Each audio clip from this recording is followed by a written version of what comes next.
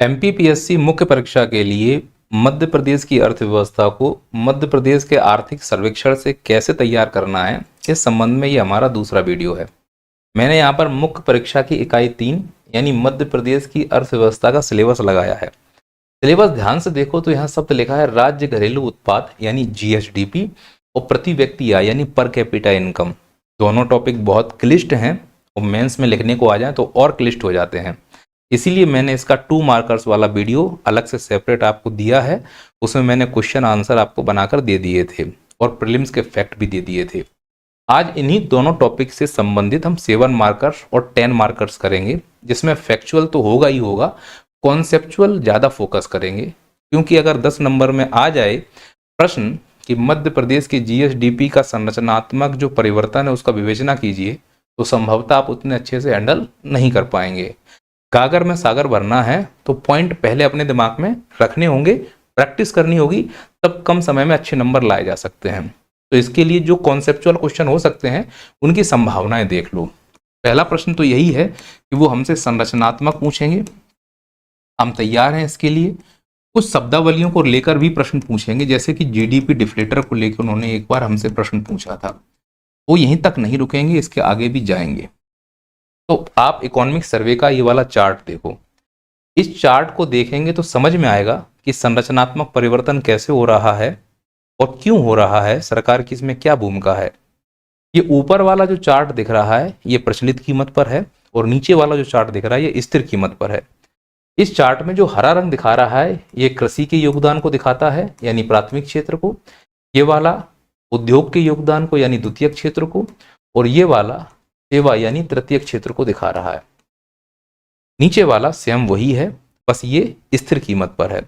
तो जीडीपी 2 प्रकार से मापते हैं, एक स्थिर कीमत पर, एक चालू कीमत पर। स्थिर और चालू होता क्या है, आधे लोगों को यही नहीं समझ पा रहा है कि सर जीडीपी क्या है, पहले ये बता दो। मैंने इकाई 1 में बहुत अच्छे समझाया है, क्योंकि रिकॉल करने की बात है इसलिए आसान भाषा में एक बार फिर से समझा देता हूं। यूं समझो जीडीपी का मतलब है कोई पिता, उसके 3 पुत्र हैं, पिता की कुल कमाई 100 रुपए। 3 पुत्र हैं, एक किसान है, एक सेवा क्षेत्र में काम करता डॉक्टर है और एक उद्योगपति है। यानी कहना यह चाहता हूं कि जीडीपी का मतलब एक पिता है, इस पिता के 3 पुत्र, बड़ा वाला किसान है, जो बीच वाला है वो उद्योगपति है, जो छोटा वाला है वो मेरी तरह मास्टर है, सेवा देता है। अब इस वाले ग्राफ को अगर आप देखोगे कि पिता की अगर इनकम 100 मान ली जाए या 100% मान ली जाए, तो इस ग्राफ के हिसाब से बताओ कि कृषि यानी किसान अपने पिता की कुल इनकम में कितना योगदान दे रहा है। तो लगभग लिख देंगे, कोई दिक्कत है क्या? 43। उद्योग कितना योगदान दे रहा है? लगभग 20। सेवा कितना योगदान दे रहा है? लगभग 37। तो अगर प्रचलित कीमत पर मध्य प्रदेश की जीडीपी, क्योंकि यहां पर मैं शब्द जीडीपी यूज कर रहा हूं, याद रखना है जब इंडियन इकोनॉमी का आंसर लिखो तो जीडीपी आएगा, लेकिन जब राज्य के लिए लिखते हैं तो जीएसडीपी शब्द का इस्तेमाल होगा।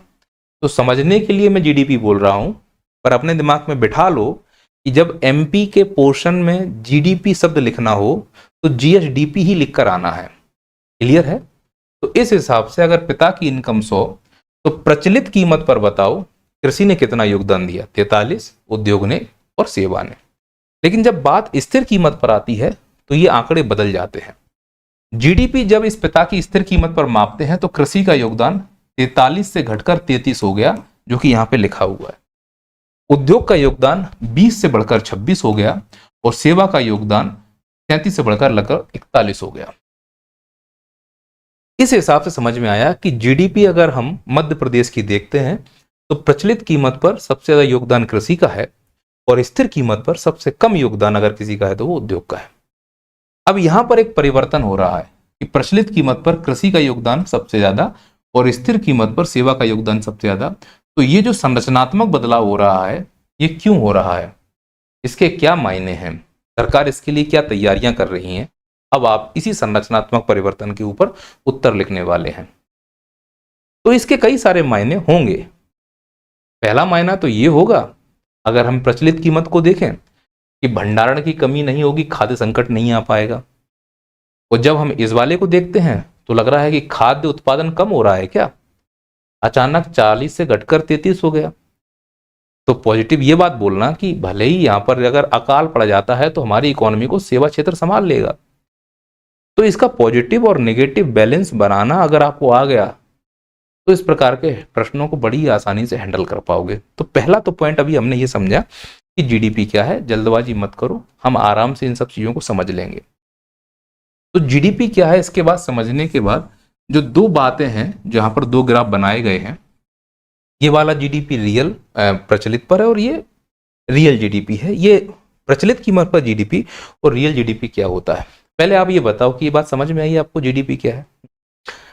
अब जीडीपी दो प्रकार की, प्रचलित कीमत पर जीडीपी को बोलते हैं नॉमिनल जीडीपी। अगर 2 मार्कर्स में कोई पूछ दे कि नॉमिनल जीडीपी का क्या मतलब है, तो ऐसे बोल देना कि नॉमिनल जीडीपी ये कहता है कि जो हम क्वांटिटी का उत्पादन करते हैं और जो उसकी प्राइस होती है वो उसी साल होती है। जैसे 2025 में मान लो मैंने ये पेन बनाया, तो इसकी कीमत मैं इसी साल मापूंगा, इसको बोलते हैं नॉमिनल जीडीपी। तो जीडीपी में क्या है, जो भी अर्थव्यवस्था में उत्पादित हुआ गुणा 100 कर देंगे या गुणा प्राइस कर देंगे, तो जो वैल्यू आएगी वो हमारा जीडीपी होगा। तो नॉमिनल जीडीपी में जिस साल उत्पादन होता है प्राइस भी उसी साल का होता है। इसका मतलब है ना तो प्राइस कांस्टेंट होता है ना ही क्वांटिटी। बात अगर रियल जीडीपी की आ जाए, रियल का मतलब स्थिर कीमत पर, तो रियल जीडीपी कहता है कि डेल्टा क्वांटिटी जो उत्पादन कर रहे हैं इनटू डेल्टा प्राइस। जैसे ही रियल जीडीपी की बात आएगी तो प्राइस कांस्टेंट हो जाएगा। क्यों? क्योंकि आधार वर्ष हम लेते हैं 2011 बार।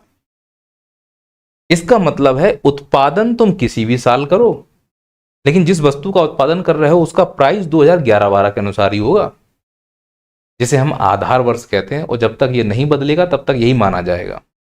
एक एग्जाम्पल समझाता हूं कि मान लो मैंने 2 पेन बनाए और एक पेन की कीमत 100 रुपए है और ये मैंने उत्पादन किया है 2012 में।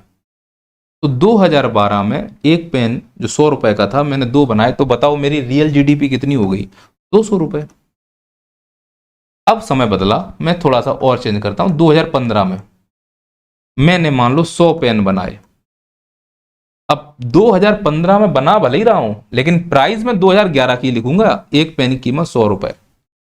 तो इस हिसाब से मेरी रियल जीडीपी 10,000 रुपए हो गई। अब मान लो मैं 2025 में बना रहा हूं, मान लो कि मैंने बनाए हैं 7,000 पेन, तो प्राइस 2025 में कुछ चेंज होगी? कुछ नहीं करना है, वही प्राइस रखनी है, प्राइस कांस्टेंट 100 की 100। तो इस हिसाब से मेरी जीडीपी हो गई x। कहने का अर्थ है कि जो क्वांटिटी हम बढ़ा रहे हैं ये एब्सोल्यूट बढ़ रही है, जो हमारी मेहनत को बताती है। इसीलिए रियल जीडीपी का मतलब होता है मेहनत वाली जीडीपी, यानी ये हमको बताता है कि एक्चुअली उत्पादन कितना हुआ है। तो जब हम यहां पर बोलते हैं ना कि ये हमारी जीडीपी रियल है कृषि में और ये जीडीपी जो हमारी है प्रचलित है, तो ये बता रहा है एक्चुअली हमने उत्पादन में ये हासिल किया है। तो सर ये प्रचलित में क्या समझ में आता है? प्रचलित में देखो, प्रचलित ये कहता है कि यहां पर प्राइस क्लियर नहीं है। मान लो तुमने 2 पेन बनाए और तुमने 100 रुपए के हिसाब से बनाए, तो यहां जीडीपी कितना हो गया? 200 रुपए। अब तुमने अगले साल देखा कि मेरी जीडीपी 400 हो गई, तो कंफ्यूज मत होना। हो सकता है कि क्वांटिटी अभी भी 2 हो, लेकिन ये 200 रुपए का हो गया। इसका मतलब जब प्राइस कांस्टेंट ना हो तो वो नॉमिनल जीडीपी, और प्राइस अगर कांस्टेंट हो तो वो रियल जीडीपी। क्या ये बात मैं आपको समझा पाया हूं? अगर आपको ये बात समझ में आ गई है तो बेस्ट है। तो इस हिसाब से एक्चुअली यहां पर 2 पेन जो पहले 100 के थे वो 200 के हो गए, यानी 100 रुपए की इसमें महंगाई जुड़ गई है। तो नॉमिनल जीडीपी मेहनत बताती है कि महंगाई बताती है? एक्चुअली ये महंगाई बताती है और ये मेहनत बताती है। तो कौन से वाले आंकड़े तुम अच्छे मानोगे, रियल या नॉमिनल? रियल अच्छे मानेंगे। तो इन दोनों ग्राफों में तुम किस ग्राफ पे ज्यादा भरोसा करोगे? इस वाले पर। तो जो संरचनात्मक परिवर्तन है वो किस में ज्यादा दिखेगा? इस वाले पर। अब बताओ मध्य प्रदेश की इकोनॉमी की जो संरचना है वो किस ओर है, कृषि प्रधान राज्य है या सेवा की ओर जा रहा है। तब बोलोगे प्रचलित भाव पर तो कृषि प्रधान है, स्थिर भाव पर सेवा की ओर जा रहा है। सेवा की ओर उन्मुख होने वाला बहुमंडलीय प्रकार की इकोनॉमी बन रही है हमारी। तो संरचना कैसी अगर एक लाइन में पूछी जाए तो प्रचलित कीमत पर कृषि आधारित है और स्थिर कीमत पर सेवा आधारित है। क्या ये बात एकदम स्पष्ट है? अगर स्पष्ट है तो इसको अप्लाई भी करके देख लेते हैं, अप्लाई करके देख लेते हैं रियल जीडीपी और इन सब चीजों को। जैसे हमारी रियल जीडीपी कितनी है अभी, 7,81,911 करोड़ रुपए। ये हमारी रियल जीडीपी का आंकड़ा है इकोनॉमिक सर्वे के अनुसार। जैसे आप पन्ने पे जाओगे तो यहाँ पे लिखा होगा 7,81,911 करोड़ रुपए स्थिर कीमत, जो कि 2011-12 के अनुसार है। ये तो तुम्हें समझ में आ गया होगा। और जब हम प्रचलित कीमत पर जाते हैं तो 16,69,000, कितना, 16,69,750 करोड़ रुपए, 750 करोड़ रुपए। अब रियल जीडीपी 7 लाख पे है और नॉमिनल वाली 16 लाख पर है। ये क्या बताती है? महंगाई। ये क्या बताता है? एक्चुअली मेहनत। इन दोनों के बीच का जो अंतर है ना, इसे ही बोलते हैं जीडीपी डिफ्लेटर। जीडीपी डिफ्लेटर जितना ज्यादा होगा उस राज्य में महंगाई उतनी ज्यादा होगी, आंकड़े उतने झूठे होंगे। वास्तविक जीडीपी के आंकड़े एक्चुअली उत्पादन को बताते हैं, नॉमिनल जीडीपी के आंकड़े एक्चुअली महंगाई को बताते हैं। तो नॉमिनल जीडीपी मापते क्यों है? जिससे ये समझ में आए कि एक्चुअली कितनी महंगाई हुई है। वो तरीका क्या है इसका, जीडीपी डिफ्लेटर निकालने का। कैसे निकालते हैं? बहुत सीधा सा फॉर्मूला है कि GDP deflator is equal to, यहां पे लिख देंगे नॉमिनल जीडीपी। नॉमिनल का मतलब बोलो कोई मुझे, जो प्रचलित कीमत पर हो, और नीचे लिख देंगे रियल जीडीपी, मतलब जिसका आधार वर्ष होता है, और इनटू 100। अब वैल्यू पुट करके देखो, नॉमिनल जीडीपी हमारी कितनी है, हमारी मतलब मध्य प्रदेश की जीएसडीपी कितनी है, 16,69,750 करोड़, नहीं है? और रियल जीडीपी कितनी है हमारी, 7,81,911 करोड़, और इसमें इंटू कितना कर दें, 100। तो अब जो जीडीपी डिफ्लेटर एमपी का निकल के आएगा वो लगभग 213 के आसपास निकल के आएगा, लगभग 213। इसका मतलब क्या हुआ सर?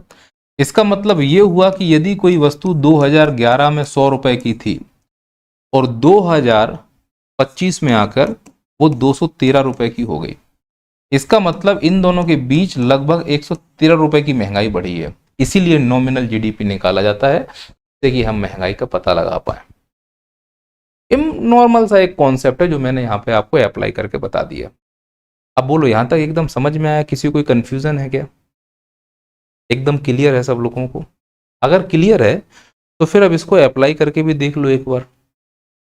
यहां पर जरा समझो और मुझे भी समझाओ कि प्राथमिक क्षेत्र में प्रचलित कीमत पर 43% योगदान है और स्थिर पर 33%। इसका मतलब ये जो 10% का अंतर आ रहा है ये बता रहा है कि महंगाई ज्यादा है, उत्पादन कम है।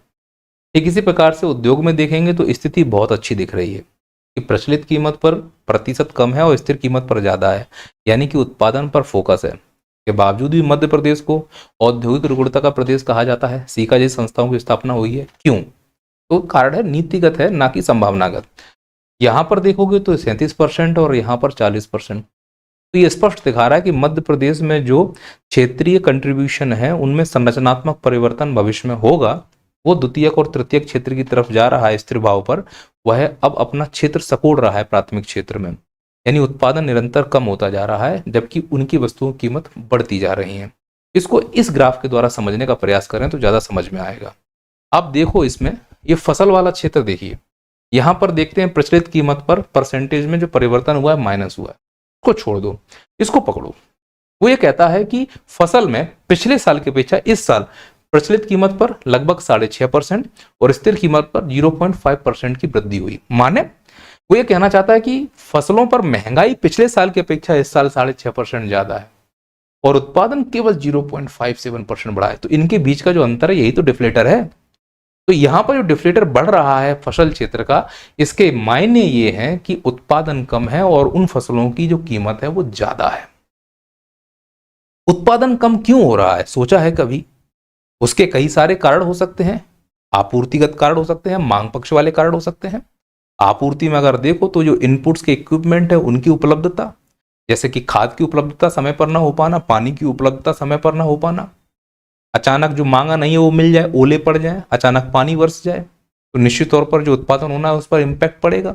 टाइम पर उनको प्रीमियम ना मिला हो। और सबसे बड़ी जो आपूर्ति पक्ष का हिस्सा है वो ये है कि फसल के लिए जमीन चाहिए। और भारत सहित मध्य प्रदेश में अब शहरीकरण का एक भूत सवार हुआ है दुनिया में सब जगह। इसके दो इम्पैक्ट हो रहे हैं। पहला, जो संयुक्त परिवार थे वो न्यूक्लियर फैमिली हो रहे हैं, शहरों में बस रहे हैं। वसना है तो भाई फ्लैट चाहिए होंगे, फ्लैट प्लॉट पे बनेंगे, प्लॉट खेत से कटेंगे, तो खेत कम होंगे तो एक तो जोतों की आकार कम हो रही है, तो उत्पादन अपने आप कम होगा। उत्पादन कम होगा तो किसान अपना जीवन यापन करना चाहता है, वो किसान जो बच्चे की शादी करना चाहता है, बच्चों को पढ़ाना चाहता है, कम उत्पादन हुआ है तो उसको उतनी वैल्यू चाहिए क्योंकि मार्केट में इन्फ्लेशन बढ़ा हुआ है, तो अपने उत्पाद को महंगा बेचेगा। जब वो अपने उत्पाद को महंगा बेचेगा तो स्वाभाविक है कि उसका प्रोडक्ट बाजार में महंगा होगा और महंगाई उसको लौट के आएगा तो उसको और महंगा लगेगा, तो मजदूरी करने जाएगा तो महंगाई की मांग करेगा, ज्यादा कीमत लेगा उस काम करने के लिए। स्पाइरल बेज में फंस रहा है ये। तो इस हिसाब से अगर देखा जाए जो फसलों में डिफ्लेटर आ रहा है उसके पीछे का रीजन ये है। दूसरा, अंतरराष्ट्रीय बाजारों का खुल जाना और उनकी वजह से जो डाउन आ रहा है मार्केट में उसका भी एक इम्पैक्ट देखने को मिल रहा है। समय पर योजनाओं का लागू ना होना, उनको उतना ऋण भुगतान के लिए ऑसरेंस ना करा देना, ये भी एक समस्या का कारण बनता जा रहा है और उसका परिणाम हमें इस प्रकार से डिफ्लेटर के रूप में देखने को मिल रहा है। सिर्फ फसल में ही ऐसा क्यों हो रहा है? शायद पर्याप्त एमएसपी नहीं मिल रही हो या जो वो उत्पादन कर रहा है उसकी वैसी डिमांड ना हो रही हो। तो एक तो डिमांड उसके ना होना, दूसरा आपूर्ति पक्ष डिस्टर्ब हो जाना, जिसकी वजह से ये सब अव्यवस्थाएं देखने को मिल रही हैं। और ये है समय के साथ परिवर्तन होता है तो अब शहरीकरण हो रहा है और शहरीकरण के चलते निश्चित तौर पर जो अर्थव्यवस्था है वो मूव करती है, मेहनती लोगों से मूव करते हुए स्किल की तरफ जाती है। तो इसका पॉजिटिव पॉइंट ये है कि अब मध्य प्रदेश की इकोनॉमी लेवरेज की जगह स्किल्ड हो रही है। अब पसीना नहीं, दिमाग का फितूर बताना चाहती है, क्योंकि सर्विस सेक्टर में जिनके पास दिमाग है वो आगे जाएंगे। कृषि में तो पसीना बहाना पड़ेगा और उसका साइज स्थिर क्षेत्र का, अगर हम स्थिर इकोनॉमी देखें, कम होना ये बता रहा है इस बात के लिए। पर अगर यहीं पर हम दूसरे नंबर का पॉइंट पढ़ते हैं तो दिमाग चकरा जाता है। यहां लिखा है पशुधन और इसमें यहां पर प्लस में, यानी कि इसमें ग्रोथ प्लस दिख रही है। तो इसको देखो, प्रचलित भाव पर जो मतलब महंगाई कितनी बढ़ी है पिछले साल की अपेक्षा, लगभग 13%, और उत्पादन लगभग 10। इनके बीच का डिफरेंस 2-2.5 के आसपास है। ये क्या बता रहा है हमको? ये हमको ये बता रहा है कि पशुधन के जो प्रोडक्ट हैं, डेयरी प्रोडक्ट हैं, मांस है, स्किन है, उनकी जो प्राइस है वो तो बढ़ रही है और उनका उत्पादन भी बढ़ रहा है। अब बताओ यहां पर डिफ्लेटर कम क्यों हुआ?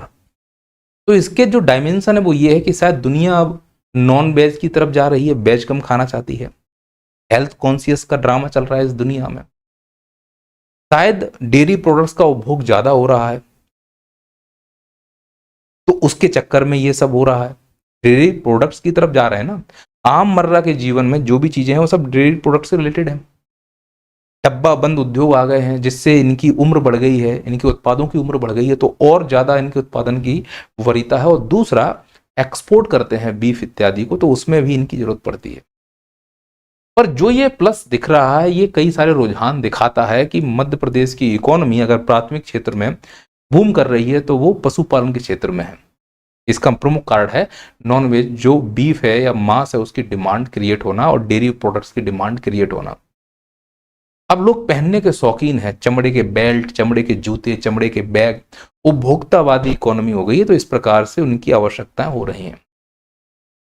और उपभोक्तावादी इकोनॉमी में जानवरों की आवश्यकता है और जानवरों के लिए चारा चाहिए और चारा खेत में होगा, वो खेत पे तो प्लॉटिंग कर रहे हो, इसीलिए तो ये फसल का साइज छोटा हो रहा है। तो भविष्य में क्या इस पर इस प्रकार का इम्पैक्ट आने वाला है, ये बहुत समझने की जरूरत है। और वो हमें समझ में आएगा ये जो परसेंटेज ग्रोथ है, अगली बार अगर इकोनॉमिक सर्वे आए वो ये परसेंटेज ग्रोथ परिवर्तन प्लस 0.14 जगह प्लस 0.13 या 120 हो, इसका मतलब इम्पैक्ट आना शुरू। इसको ऐसे एनालिसिस करना। और फिर इधर आओ, वानिकी मतलब वन से संबंधित, यहाँ पे परिवर्तन माइनस आया है। डिफ्लेटर देखोगे तो बहुत 5 के आसपास आ रहा है। इसका मतलब है वस्तुएं तो महंगी हो रही हैं वन से आने वाली, पर उसका उत्पादन कम हो रहा है। क्या पेड़ कम लगा रहे हैं लेकिन वो फल नहीं पा रहे हैं, मतलब पूरा परिपक्व नहीं हो पा रहे हैं, सूख जा रहे हैं। सिर्फ बजट में है कि पेड़ लगा दिए, एक पेड़ माँ के नाम, जमीन पर उसका कोई इम्पैक्ट नहीं दिख रहा, तभी तो ये डिफ्लेटर आ रहा है। और जो वनों के उत्पाद हैं उनका रोजमर्रा में इस्तेमाल बहुत हो रहा है, तो वस्तुएं कम है, डिमांड ज्यादा है, तो कीमत बढ़ रही है, जो कि यहाँ पे दिख रहा है। ये भविष्य के लिए चिंता का विषय हो सकता है।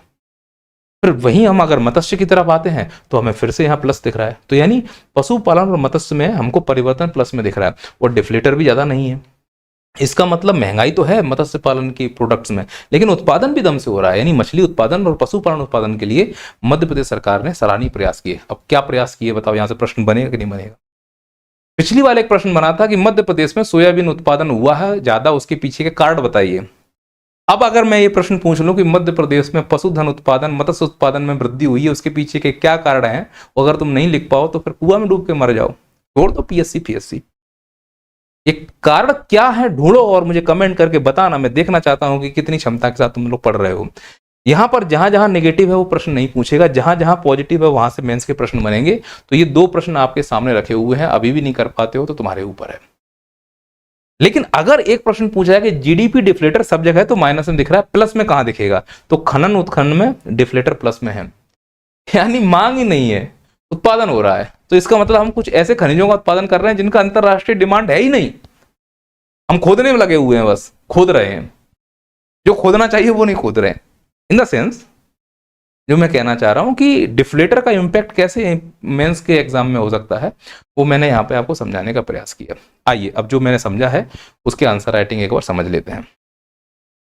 मध्य प्रदेश के सकल राज्य घरेलू उत्पाद में प्रचलित एवं स्थिर भाव में वृद्धि के रुझानों का संक्षिप्त विवरण कीजिए। अब वो कह रहा है प्रचलित, हमें मालूम है, स्थिर भाव में जो वृद्धि के रुझान आए हैं उसका संक्षिप्त में विवरण दे दो। क्या रुझान से तुम समझ पाए हो? तो अगर आपने हमसे संक्षिप्त विवरण मांगा है तो एज ए एग्जामिनर मैं इसका फॉर्मेट क्या बनाऊंगा मुझे बताओ। तो मैं फॉर्मेट बनाऊंगा कि भैया ये मेरा उत्तर है, सबसे पहले तुम रुझान देख लो। यहाँ पे मैं इस प्रकार का एक चार्ट बना के तुमको एक्स वाई जेड जो तुम्हें रुझान चाहिए आंकड़ों के रूप में दे दूंगा। ये फलाने का परसेंट ये रहा, ढिकाने का परसेंट ये रहा, लो छाती धर के रुझान ले जाओ तुम। सबसे पहला काम मैं ये करूंगा। फिर रही बात विवरण देने की, रुझान तो दे दिए, विवरण देने की थोड़ा सा एक्सप्लेन कर देंगे कुछ है। पहले मैं ये चार्ट बना दूंगा कि भैया ये है आर्थिक मानक, अनुमानित मूल्य, वृद्धि दर, विगत वर्ष। ये है भैया प्रचलित भाव, ये है स्थिर भाव। प्रचलित भाव पे ये है, स्थिर भाव पे ये है। इतनी वृद्धि हुई है, इसमें इतनी वृद्धि हुई है, ये इसमें, ये इसमें, ये हमने अपने आंकड़े दे दिए। आप समझ पा रहे हो गधो? अपने हिसाब से इसको कर लेना, सामने कंटेंट लिखा है, दिमाग में ले जाना है, पीडीएफ नहीं छाप के चले आओगे। अब इसको मैं थोड़ा सा एक्सप्लेन कर देता हूं कि जो इसकी प्रमुख विशेषता है, क्योंकि उसने हमसे कहा है ना कि भैया विवरण दे दीजिए, तो मैं इस पूरे रुझान की विशेषता बता देता हूं कि स्थिर वृद्धि दिख रही है, पहली विशेषता। मौद्रिक विस्तार दिख रहा है, दूसरी विशेषता।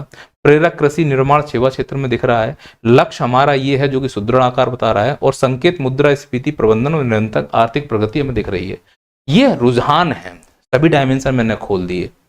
विशेषताओं के साथ साथ लास्ट में बचेगा प्रमुख कारण। ये सब ऐसा क्यों हो रहा है? तो इसलिए हो रहा है कि अधोसंरचना, विनिर्माण, लॉजिस्टिक क्षमता, मानव संसाधन और राजकोषीय समेकन हम कर पा रहे हैं। और उसके उदाहरण दे देना। अधोसंरचना जैसे नर्मदा एक्सप्रेस कॉरिडोर, विनिर्माण जैसे पीएम मित्र पार्क धार, लॉजिस्टिक मतलब मल्टी मॉडल लॉजिस्टिक पार्क जैसे इंदौर, मानव संसाधन जैसे ग्लोबल स्किल पार्क भोपाल, राजकीय समेकन जैसे घाटा हम लगभग 3.5% के आसपास रखने वाले हैं राजकोषीय। तो ये एक तरीका है इन प्रश्नों को हैंडल करने का कि हमसे आपने पूछ दिया कि आप जो प्रचलित और स्थिर कीमत है जो कि ये रही, इनके रुझान को समझाइए। हमने विशेषताओं बता दिया, इन विशेषताओं के कारण बता दिए, हमारा प्रश्न का उत्तर पूरा हो गया। जो प्रश्न की डिमांड थी वो मैंने फुलफिल कर दी। ऐसे ही प्रश्न किससे संबंधित था ये बताओ। प्रश्न हमारे टॉपिक से संबंधित था। हमारा टॉपिक क्या है सिलेबस में? जब हम सिलेबस की पहली लाइन पढ़ते हैं तो राज्य घरेलू उत्पाद से संबंधित प्रश्न उन्होंने हमसे पूछा। राज्य घरेलू उत्पाद यानी जीएसडीपी कितने प्रकार से मापा जाता है? 2 प्रकार से, एक प्रचलित कीमत पर, एक स्थिर कीमत पर। तो हमने राज्य घरेलू उत्पाद से प्रश्न बनाया, प्रचलित कीमत और स्थिर कीमत का, और यहाँ पर हमने उसके आंसर के डेटा को पुट करके एग्जामिनर की डिमांड पहले फुलफिल कर दी। अब ये मेरा खुद का बनाया हुआ कॉन्सेप्ट है कि भैया विशेषताएं सुन लो और कारण सुन लो, तुम अपना जो भी मन है शांत कर लो। अब अगला प्रश्न आते हैं। अगला प्रश्न अगर आप देखोगे तो प्रति व्यक्ति आय से आया, 7 मार्कर्स या 10 मार्कर्स में। प्रति व्यक्ति आय से क्यों आया? क्योंकि हमारे सिलेबस में लिखा हुआ है कि भैया प्रति व्यक्ति आय भी पढ़कर आइए, और आप ये पढ़कर आइए कि उसकी वृद्धि क्यों हो रही है, वृद्धि में कारण। अब उसने ये नहीं कहा प्रति व्यक्ति आय में वृद्धि, अब वृद्धि मतलब ज्यादा का होने का और कम वृद्धि के कारण, ज्यादा वृद्धि के कारण। प्रश्न बन सकता है कि तो मैंने इसके 2 डायमेंशन में प्रश्न बना दिए। वो प्रति व्यक्ति आय के 2 प्रश्न हमसे पूछ सकता है और हम उसके लिए तैयार हैं। पहला प्रश्न, मध्य प्रदेश के प्रति व्यक्ति आय के संदर्भ में सर्वाधिक वृद्धि दर्ज वर्ष का उल्लेख करो। किस वर्ष मध्य प्रदेश में प्रति व्यक्ति आय की वृद्धि सबसे ज्यादा दर्ज की गई थी, उसका उल्लेख करते हुए तुम उसके कारण बता दो। तो यहां फंस गए आप। एक तो वर्ष याद नहीं है कि कौन से वर्ष सबसे ज्यादा वृद्धि हुई थी और फिर उसके क्या कारण थे उस समय। तो उसका उत्तर बहुत स्पष्ट है कि 2016-17 ये प्रचलित भाव पर, ये स्थिर भाव पर इतनी थी, तो यहां पर इतने % की वृद्धि और यहां पर इतने % की वृद्धि मिली। मैंने क्या किया, इस वृद्धि को प्रचलित और स्थिर दोनों भाव पर बता दिया कि भैया इस साल मुझे सबसे ज्यादा वृद्धि देखने को मिली। रीजन 2016-17 में वृद्धि ज्यादा क्यों हुई, उसके कारण है। प्रचलित भाव पर इसलिए वृद्धि हुई क्योंकि मुद्रास्फीति प्रभाव था, मांग में विस्तार था और आर्थिक गतिविधियों में तेजी थी। और स्थिर भाव में इसलिए वृद्धि हुई क्योंकि वास्तविक उत्पादन में वृद्धि हुई थी, क्षेत्रीय प्रदर्शन में सुधार हुआ था और निवेश में उत्पादकता बढ़ी थी। ऐसे ही एक प्रश्न अगर पूछ ले आपसे वो कि मध्य प्रदेश की प्रति व्यक्ति आय के संदर्भ में सबसे कम प्रति व्यक्ति आय वृद्धि किस वर्ष दर्ज हुई और क्यों दर्ज हुई, तो उसका भी सेम जवाब होगा कि जो कोविड वाला काल था उस समय सबसे कम प्रति व्यक्ति आय दर्ज हुई। अगर प्रचलित कीमत पर देखेंगे तो 0.05%, और अगर स्थिर कीमत पर देखेंगे तो हमारी पर कैपिटा इनकम माइनस में चली गई थी क्योंकि कोविड आ गया था। तो इसके कारण क्या है, कारण बहुत स्पष्ट है, प्रचलित कीमत पर और स्थिर कीमत पर कोविड वाला इंपैक्ट यहाँ पे डाल दिया मैं। फिर अगला प्रश्न है कि मध्य प्रदेश की अर्थव्यवस्था की संरचना का विश्लेषण कीजिए और GSVA यानी कि ग्रॉस वैल्यू वाला के संदर्भ में प्राथमिक, द्वितीयक और तृतीयक क्षेत्रों की भूमिका स्पष्ट कीजिए। अब इस प्रश्न की 2 डिमांड है। पहला है संरचना का विश्लेषण करना है, वह ज्ञान ही नहीं बनना है। क्वेश्चन को तोड़ने के लिए पालथी मार के मत बैठ जाना है ना, क्योंकि आंसर राइटिंग के लिए एक से ज्ञानी पड़े इस दुनिया में, एक एक शब्द को तोड़ लो जोड़ लो। अरे 2 चीजें पूछी हैं, पहला संरचनात्मक विश्लेषण बताओ और दूसरा ये है कि भूमिका स्पष्ट कर दो इन क्षेत्रों की। तो 2 खंडों में इस प्रश्न को कर देंगे कंप्लीट। सबसे पहले संरचनात्मक विश्लेषण, पहले इसका मतलब बताओ क्या है। प्राथमिक, द्वितीयक और तृतीयक में होने वाले बदलाव जो हमने शुरू में समझे हैं उसी को तो मैंने यहाँ पर लिखा है। देखो कैसे कि मध्य प्रदेश की अर्थव्यवस्था की संरचना GSVA के क्षेत्रीय योगदान के आधार पर स्पष्ट, बहुखंडी और संक्रमणशील है। ऐसा क्यों बोला मैंने, क्योंकि सर अभी समझ में नहीं आ रहा है। संक्रमणशील का मतलब अभी वो ट्रांजिशन फेज में है, इधर देखते हैं तो वो ज्यादा, इधर देखते हैं तो वो ज्यादा है, तो ट्रांजिशन फेज में है। 5-10 साल के बाद स्पष्ट दिख जाएगा कि हम अब कृषि प्रधान राज्य नहीं रहे हैं, हम सर्विस सेक्टर वाले राज्य हो चुके हैं। वर्ष 2025-26 में GSVA यानी प्रचलित मूल्य में प्राथमिक, द्वितीयक, तृतीयक क्षेत्र की हिस्सेदारी इतनी थी, जो स्थिर मूल्य के आधार पर इतनी हो गई। ये मेरी संरचना का विश्लेषण है। अब अगर बात भूमिका की करते हैं तो GSVA के संदर्भ में भूमिका इस प्रकार से है कि प्राथमिक क्षेत्र उत्पादन आजीविका संरचना का आधार बना हुआ है। यानी प्राथमिक क्षेत्र की भूमिका क्या है, संरचना का आधार बना हुआ है, ठीक है, जो वृद्धि इतनी दिखाता है। अच्छा, द्वितीय क्षेत्र का क्या भूमिका है, मूल्य संवर्धन करना, औद्योगिकरण करना और अधोसंरचना विकास का प्रमुख माध्यम है, ये इसकी भूमिका है जिसकी वृद्धि इतनी दिख रही है इस साल। और तृतीय क्षेत्र की जो भूमिका है वो सर्वाधिक गतिशील है, इसीलिए वास्तविक आर्थिक वृद्धि का प्रमुख चालक बनकर उभर रहा है, जो इतनी वृद्धि के साथ आया है। ये इनकी भूमिकाएं हैं। अब अगर मान लो ये 10 नंबर में प्रश्न आ जाए तो ये वाला ग्राफ डाल के चले आना और ये निष्कर्ष लिख देना। तो 7 नंबर में आए तो यहां तक खत्म करना, 10 नंबर में आए तो ग्राफ डाल के निष्कर्ष लिख के खत्म कर देना। कर पाओगे? अच्छी बात है। एक और प्रश्न देखो, प्रचलित मूल्यों एवं स्थिर मूल्यों के आधार पर प्राथमिक, द्वितीयक और तृतीयक क्षेत्रों का योगदान की तुलना कीजिए। कर पाओगे अच्छे से? नहीं कर पाओगे तो पढ़ लेना एक बार अच्छे से, अपने हिसाब से इसको बना के देखना। यहाँ पे मैंने पूरा कंटेंट दिया हुआ है, प्रचलित मूल्यों पर प्राथमिक क्षेत्र का योगदान, और उसका पूरा मैंने डिस्क्रिप्शन दिया हुआ है यहाँ पे। यह दर्शाता है कि राज्य की अर्थव्यवस्था में प्राथमिक क्षेत्र का योगदान सर्वाधिक है, जो कृषि प्रधान प्रकृति को इंगित करता है। तृतीय क्षेत्र का उल्लेखनीय योगदान सेवा क्षेत्र में फलाना फलाना, और अगर स्थिर मूल्यों पर देखें तो ये योगदान है वो ये इसको इंगित करता है। ये इसका निष्कर्ष है। इसी प्रकार से मध्य प्रदेश की अर्थव्यवस्था में तृतीय क्षेत्र के बढ़ते योगदान पर प्रकाश डालो। तो क्यों बढ़ रहा है, कैसे बढ़ रहा है, वो पूरा मैंने यहाँ पर लिखा हुआ है। तो ये हमारे जो प्रमुख रूप से हमने सिलेबस को देखा था, उसमें 7 मार्कर्स और 10 मार्कर्स जो राज्य की जीएसडीपी और प्रति व्यक्ति आय से संबंधित संभावित हो सकते थे, उनके डायमेंशन जो हो सकते थे वो मैंने आपको बता दिए। बाकी पढ़ने को कुछ भी पढ़ो, लिख के तो वही आओ जो दिमाग में है। ठीक है, प्रश्न बहुत सीधे आते हैं एमपीपीएससी मुख्य परीक्षा में, तो इस हिसाब से मैंने तुमको ये वाला टॉपिक 2 मार्कर्स, 7 मार्कर्स, 10 मार्कर्स लगभग कंप्लीट करा दिया है। दिमाग को एक दिशा दे दी है कि इस दिशा में काम करना है। संभावित प्रश्न कैसे आ सकते हैं, जैसे कि मध्य प्रदेश में पशुपालन, मत्स्य पालन बढ़ रहा है क्यों, तैयार रहो इस प्रश्न के लिए, ट्राई करो बनाने के लिए। जो प्रश्न और थे वो मैंने यहाँ पे लिख दिए हैं। एक बार इन प्रश्नों को आदर्श उत्तर न मानते हुए केवल कंटेंट के रूप में देखें और इसको अपने हिसाब से रीफॉर्मेट करें ना, और टेलीग्राम पे डालें तो निश्चित रूप से चेक करेंगे, या मेरा नंबर पे आप डालते रहना तो हम हो सकता है आपको रिप्लाई करें। अब हम इकोनॉमिक सर्वे के अगले वाले टॉपिक पे चलेंगे। टॉपिक बाई टॉपिक हम लोग इकोनॉमिक सर्वे पढ़ रहे हैं, ये आप समझ पा रहे हैं। जो जो टॉपिक आते जा रहे हैं उस हिसाब से हम अपना इकोनॉमिक सर्वे पढ़ते जा रहे हैं। चलो मिलते हैं फिर। भागो हो गया बहुत।